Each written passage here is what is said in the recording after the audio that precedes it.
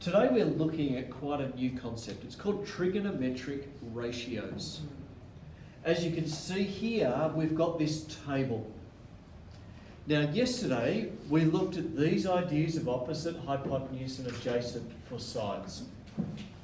But today we're introducing these things called ratios, or sine, cos and tan. We can abbreviate it to that. It's actually sine, cosine and tangent is what we're dealing with. Mathematicians a long time ago sat down and worked out with these ratios we can actually work out whatever might be missing in a right angled triangle. So it's actually really powerful maths.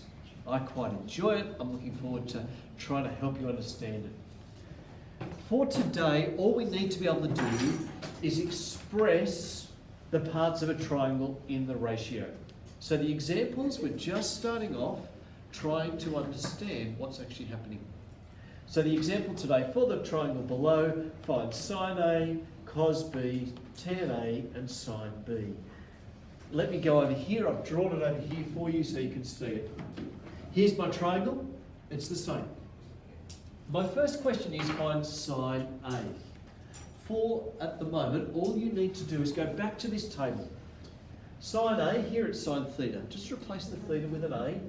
Is equal to opposite over hypotenuse.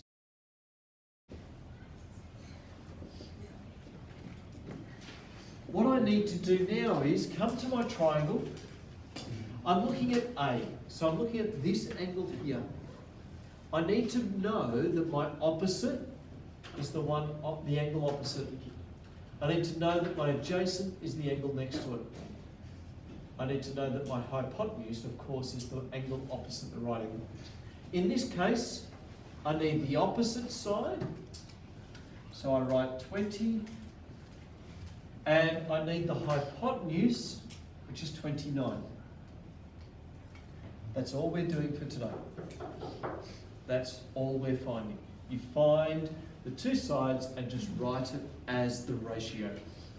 If we were to do cos of B, cos, I go back to my table. So if we're going to find cos B, I come back to my table. Cos of theta is adjacent over hypotenuse. For now, just write adjacent hypotenuse and then substitute.